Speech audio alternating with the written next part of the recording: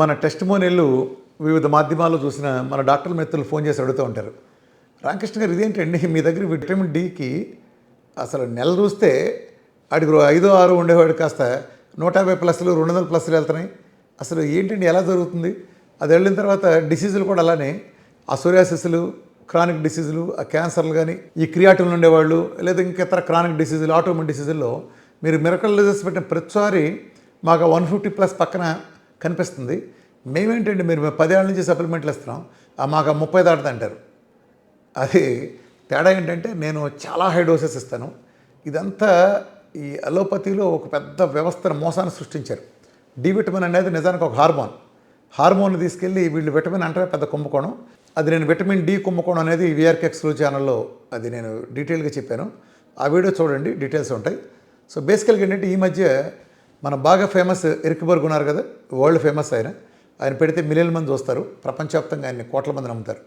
అలాంటి ఆయన కూడా ఒక హెడ్డింగ్ పెట్టుకోవాల్సిన కర్మ వచ్చింది. ఈ వీడియో ఎక్కువసేపు ఉండదు, మీరు తొందరగా చూసేయండి, చూడకపోతే కాసేపట్లో ఉండదు అని ఒక హెడ్డింగ్తో రిలీజ్ చేశాడు ఒక వీడియో. ఏంట్రా అని చూస్తే దాంట్లో ఒక అధ్యయనం గురించి చెప్పాడు. కొన్ని వేల మంది జనరల్ పబ్లిక్ మీద D3 ఇచ్చిన స్టడీ ఎంత ఇచ్చారు తెలుసా వాళ్ళు? D3 అనేది గుండె అయిపోద్ది. రోజుకి 2 లక్షల ఇంటర్నేషనల్ యూనిట్స్ చొప్పున సంవత్సరం పైన ఇచ్చారు వాళ్ళకి. చాలా పెద్ద పీరియడ్కి ఎక్కువ మందికి ఇచ్చారు, 2 లక్షల పైన. ఒక్కడంటే కూడా డి విటమిన్ టాక్సిటీ రాల దాంట్లో. అంటే ఎరిక్బర్గ్ అంతరాడు ఎంత భయపడ్డాడు ఆ దొంగల మూటకి. నేను ఎప్పుడు ఈ దొంగల మూట ఎందుకంటారు మీకు అర్థమైందా? ఆయన ఒక స్టడీ చెప్పాడు. ఆ స్టడీని కనపడకుండా చేస్తున్నారంటే ఆ బయటకు వచ్చిన స్టడీ వాళ్ళ వ్యాపారాన్ని దెబ్బతీస్తుందనే కదా. సో డి విటమిన్ అనేది నిజానికి యుఎస్ఏలో శాండియాగో యూనివర్సిటీ వాళ్ళు గత 40 ఏళ్ళ పైగా పరిశోధన చేస్తున్నారు. వాళ్ళకి ఎవడో డి విటమిన్ టాక్సిటీ వచ్చినప్పుడు ఒక్కడు కూడా లేడు. ఇది డి విటమిన్ టాక్సిటీ అని వీళ్ళు చెప్పేదంతా పచ్చి మోసం. చాలామంది తెలియక అమ్మో 100 టాక్సిటీ అంటారు. అరే మీ మొఖాలకి అమెరికా సజెస్ట్ చేసింది 600 international units daily. 600 international units దౌర్భాగ్యం. ఆ దౌర్భాగ్యం సజెస్ట్ చేసింది 600 ఇంటర్నేషనల్ యూనిట్స్ మాత్రమే యావరేజ్గా, అంతే. అంటే ఏంటి ముక్కులో సరిపోతున్నా ఒక ఏనుక్కి చిన్న కందిపప్పు గింజచ్చి ఇదే నీకు రోజంతా ఆహారం పండగ చేసుకుంటే ఏం పండగ చేసుకుంటుంది? కనీసం 40,000 ఇంటర్నేషనల్ యూనిట్స్ D3 కావాలని 4 దశాబ్దాల పైగా D3 టాక్సిసిటీ మీద పరిశోధన చేసిన శాండియాగో యూనివర్సిటీ వాళ్ళు క్లియర్గా రికమెండ్ చేశారు. 40,000 యూనిట్లు ప్రతి మనిషికి కనీసం ఇచ్చి తీరాల్సిందేనని. మనం ఇచ్చేదంతా 600. నేనైతే 60,000 నుంచి 80,000 ఇస్తాను. నా దాంట్లో సిటీ కాల్షియం స్కోర్లు కూడా అవలేలుగా కొరుకు తినేస్తాను. మొన్న మధ్య సిటీ కాల్షియం స్కోరు 5,679.9 నుంచి 700+ వచ్చిందంటే 2 నెలల్లో కాల్షియం ప్లేక్ను కొరుకు తినేసిందంటే దాంట్లో కూడా D3K2 బాగా హెవీ డోస్ ఉండబట్టే అది జరిగింది. D3 80,000 international D3 80,000 international K2 ఉండబట్టి మిగతా అన్ని పారామీటర్స్ బాగుంటా చక్కగా వెళ్ళిపోయింది. నేను 80,000కే గుండెలు బాదుకుంటే మన ఎరిక్బర్గ్ చెప్పిన 2 లక్షల ఇంటర్నేషనల్ యూనిట్స్ పర్ డే అంటే ఈ సన్నాసులు గుండె వేసేస్తారు. ఏది ఎక్కడ ప్రపంచంలో ఒక్కడు లేడు డి విటమిన్ టాక్సిసిటీ వస్తుందని చెప్పేది అంత పెద్ద అబద్ధం. ఈ కొంతమంది తెలిసి తెలియని మిడిపిడి జనం డాక్టర్లు ఈ ఛానళ్ళలో ప్రమోషన్ కోసం ఇలా జనాలను బెదరేయడం కోసం చేస్తారు. డి విటమిన్ వాడకుండా బెదరేయడం కోసం. డి విటమిన్ అద్భుతమైంది, గుర్తుపెట్టుకోండి. అసలు డి విటమిన్ కాదు, ఇది ఒక హార్మోన్. శరీరం తయారు చేసేది హార్మోన్. డి విటమిన్ తయారయ్యేది మొత్తం హార్మోనే.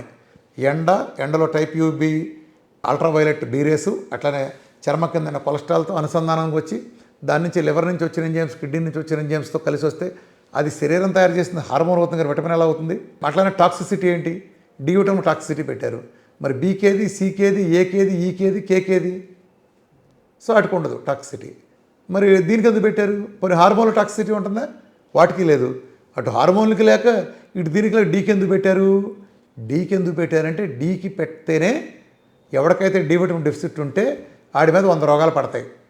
మన శరీరంలో సెల్స్లో కూడా విటమిన్ డి రిసెప్టర్ అని ఉంటుంది. మిగిలిన ఏ విటమిన్కి రిసెప్టర్ స్పెషల్గా ఉండవు వీళ్ళు చెప్పిన ప్రకారం చూసుకుంటే. మరి విటమిన్ డికి రిసెప్టర్ ఎందుకు ఉంది? VDR విటమిన్ డి రిసెప్టర్ ఎందుకు ఉంది?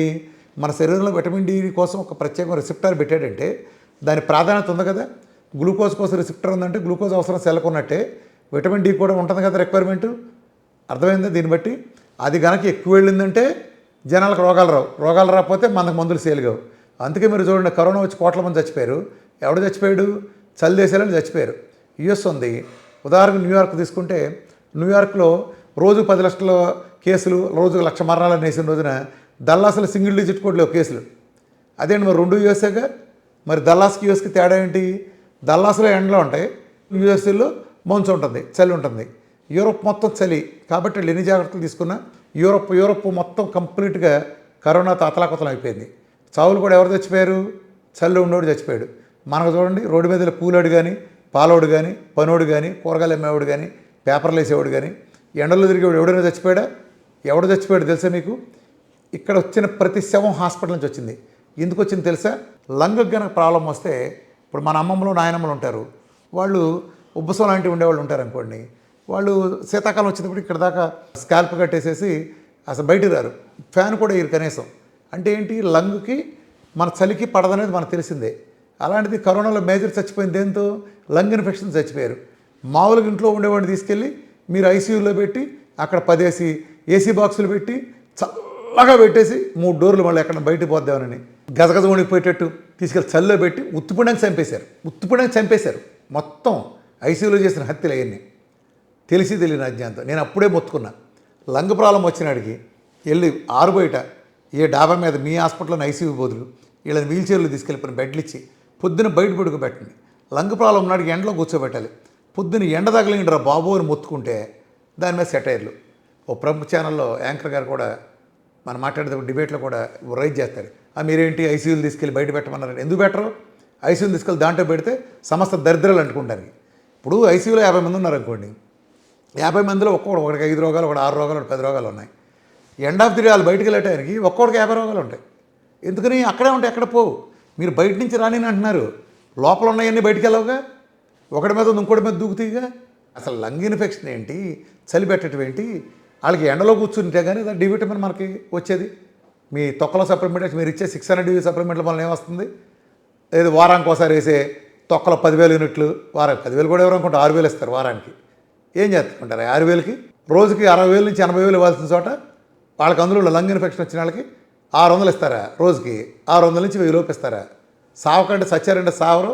ఇవాళ కోవిడ్తో మ్యూకర్మైకోసిస్లు వచ్చి ఇంతమంది ఈ రోజుకి జీవోత్సవాల్లో బతుకుతున్నారంటే మన తొందరపాటు కాదు, గైడ్లైన్స్ ఉన్నాయి అసలు. ఇప్పుడు మీరు ఆలోచించండి న్యాయంగా. ఐసీయూలో పడుకొని చలికి గసగస వణుకుతా మిగిలిన రోగాలతో క్రిములతో కూడిన గాలి పీల్చాలా? లేకపోతే బయటికి వెళ్ళి మనం వాళ్ళని ఆరు బయట పొద్దున్నే ఫ్రెష్ గాలి ఉంటుంది. ఏదైనా వీళ్ళందరికీ పెద్ద పెద్ద మేళలు ఉన్నాయి, ఆకాశ హరిమేళలు ఉన్నాయి. హరిమేళ పైన తీసుకెళ్ళి ఒక కుర్చీలో కూర్చోబెట్టుకొని ఆ సెల్ అనేది అక్కడ పెట్టి ప్రశాంతంగా ఎండలో కూర్చోబెడితే ఎంత లంగ్ రికవర్ అవుతుంది? సో నేచర్తో సంబంధం లేదు. ఎంతసేపు మందులు, ప్రోటోకాల్, ఎవడో రాసిచ్చిన ప్రోటోకాల్, మందులు అమ్మటం కోసం రాసిన ప్రోటోకాల్. కరోనా డెత్స్ కారణాలన్నీ ముందు ఐసీయూలే. వాళ్ళనే తప్పుడుగా కొట్టిన మందులు అయినా పక్కన పెడితే డి విటమిన్ ప్రాధాన్యత అంత ఉంది. ఏంటి వీఆర్కే డైట్లో ఎందుకు ఎంత బాగా పెరుగుతున్నాయని తెలుసా మీకు? చేప నీళ్ళలో బాగా ఆడుకుంటుంది, ఒడ్డునైతే గిలగలు కొట్టుకుంటుంది, లోపల బాగా ఆడుతుంది. అట్లనే విటమిన్ డి కూడా ఏంటిది? విటమిన్ డిను కేది ఏంటి? Fat soluble vitamins. Fat soluble vitamins ఏ ఎన్విరాన్మెంట్లో బాగా వర్క్ చేస్తాయి? మీరు మొత్తం ఫ్యాట్ ఎన్విరాన్మెంట్లో వర్క్ చేస్తాయి.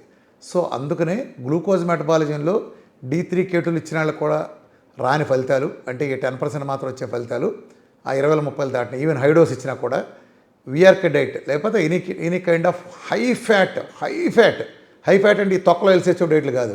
వాళ్ళు అసలు ఫ్యాట్ ఎవరు? అదో మోసం. అది కాదు నేను చెప్పేది రియల్గా ఫ్యాట్. ప్రపంచంలో అసలు ఎవరు ఫ్యాట్ ఎవరులేండి, ఓన్లీ వీఆర్కే డైట్. ఫ్యాట్ ఇచ్చేది, ఫ్యాట్ అంటే డైరెక్ట్ ఫుల్లీ శాచురేటెడ్ ఫ్యాట్ నుంచి నేరుగా ఇచ్చే ఫ్యాట్. అలా ప్రపంచంలో ఎవరు ఒక వీఆర్కే డైట్ తప్ప. సో ఆ డైట్ ఇచ్చాం కాబట్టే మనకు ఆ ఎన్విరాన్మెంట్లో అంత పెరుగుతున్నాయి. ఈ జబ్బులన్నీ వాళ్ళ టైప్ 1 దగ్గర మెలకలను పోయినా, నా క్యాల్షియం స్కోర్లో 5,000 పైన ఉండే దెబ్బకి నార్మల్కి వచ్చిన ఇన్ని మెరకలు జరుగుతున్నాయంటే కారణం మీరు D3 కూడా ఒక మేజర్ రోల్ మిగిలినటితో పాటు. కాబట్టి D3ని గుర్తుపెట్టుకోండి. D3ని K2 కాంబినేషన్ ఇవ్వటం వలన కాల్షియం ప్లేకుల్ని ఫ్యాట్ ఎన్విరాన్మెంట్లో ఉండటం వలన కొరుకు తినేసింది. ఈ తొక్కలో పరిశోధన చేసినంతమంది పేపర్లన్నీ మాకే పేపర్లు ఉన్నాయంటారు. ఈ తొక్కల పేపర్లన్నీ వీళ్ళు వేసే లక్షల పేపర్లు మొత్తం ఒక మనిషి గ్లూకోజ్ మెటబాలిజంలో ఉంటే ఇది ఎలా పనిచేసింది, అది కూడా 600 యూనిట్లు ఎలా పనిచేసింది, 600 ఇంటర్నేషనల్ ఇట్లాంటి తొక్కల పరిశోధన జరిగింది. కానీ ఇక్కడ జరిగింది అది కాదు. రియల్గా ఇచ్చే నేచర్ ద్వారా ఇచ్చే ఇది, దాని సూర్యుడి నుంచి వచ్చే నేచర్ నుంచి కూడా వచ్చేది కూడా తీసుకుంటా ఒక ప్రకృతి దగ్గరగా ఉండి చేసి ఫ్యాట్ మెటబాలిజం ఉండి చేసేది. కాబట్టి మన డైట్తో డి కానీ K2 కానీ అద్భుతమైన వర్క్ చేస్తా, బ్రహ్మాండమైన వర్క్ చేస్తా. మన గుండెని కానీ కాపాడటం, ప్లేకులు తినేటి దగ్గర చేసినాయి అంటే the power of fat diet, that is one and only VRK diet.